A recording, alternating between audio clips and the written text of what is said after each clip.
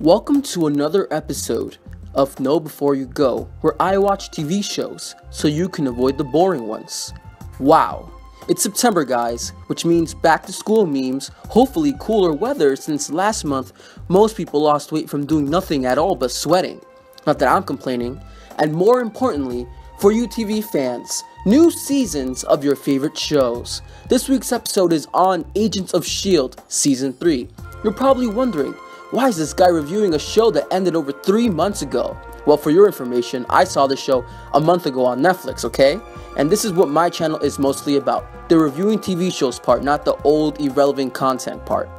This video is a little different than others. The first part is a spoiler-free review. The second part I will dive a little into specifics.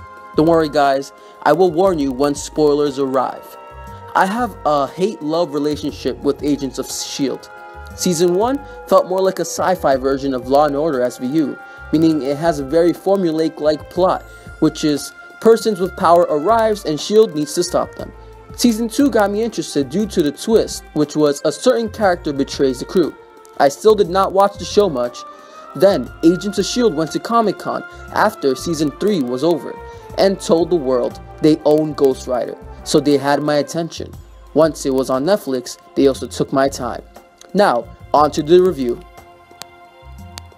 The show has character arcs for certain characters on the TV show, which feel a bit repeated. I'm talking about the Wonder Twins. They are a pair of scientists who every season the show's writers feel they need to separate. The story continued to deal with a villain who seems to be more like a thorn on the side of S.H.I.E.L.D. than just menacing. Although he does get an arc on the show, which at first you will see coming, but the performance of the actor Brett Dalton is able to save the character. The show has a villain, but he's a monster, not a real human character, which makes the show feel more sci-fi than drama. However, the show also has its cast endure a lot of growing by pinning them in certain situations, which I hope carries over to strain the relationship between them in Season 4. The show can be pretty fun. Even though it's marketed as a superhero show about non-superhero people, it does have superheroes. The one thing the show did was create more diversity in the universe, which makes me happy, especially since 2 superheroes people are from one of my countries, which is pretty cool to see on American TV. This is not your spoiler warning. If you want to check out the season, it is available for streaming on Netflix. If you exit out from the video, I still want to say thanks for watching. For those of you who want to click off now, don't forget to leave a comment on the comment section below with your thoughts after you saw the show. Thanks for watching, and if you have any movies, shows, or video games that need reviewing, you know where to leave the comment. If you're still watching, that means you're interested in what I thought about the show. Most of the actors on this show look like they were chosen based on being models. However, some actors prove that they can hold the episode by themselves. Simmons was an interesting enough character to hold her own with one other character, the astronaut Will, which is the plot that made me continue binging the show. I skipped 3 episodes just to see what happens next with Will and Simmons.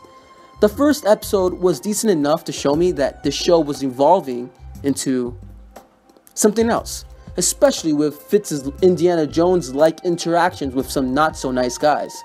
Plus, they had a Latino actor join the Inhumans within 5 minutes of the show starting. The Inhuman killer, Lash, looked pretty funny. He looked like a cheesy 1980s budget version of Blanca from Street Fighter. But after Hive was brought back, I had this thought of Lash, the Inhuman hunter, fighting Hive, which was squashed because Daisy had to return to S.H.I.E.L.D. Let me tell you guys the beef I had with this show. They shoved Daisy down the audience's throat because she is our protagonist, which should not work like that, please. Season 4, you sideline her for other characters. Since Daisy every freaking season betrays S.H.I.E.L.D., like Grant Ward have her turn one last time, but with zero return this time.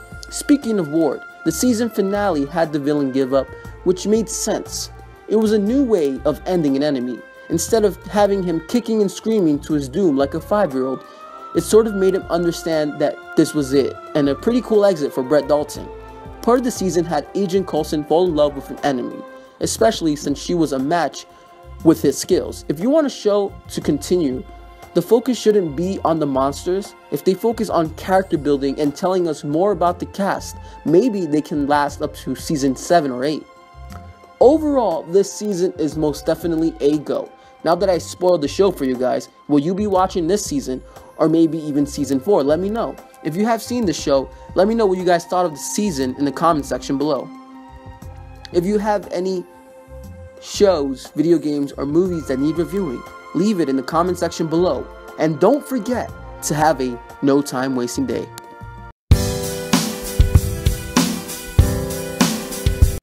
Oh wow, you're still here? That must mean you really like my content, which is pretty cool, I will admit. Definitely click on the annotation marked above so you can see my previous video. Don't think about it, just click. And don't forget to subscribe so you can see more of this channel.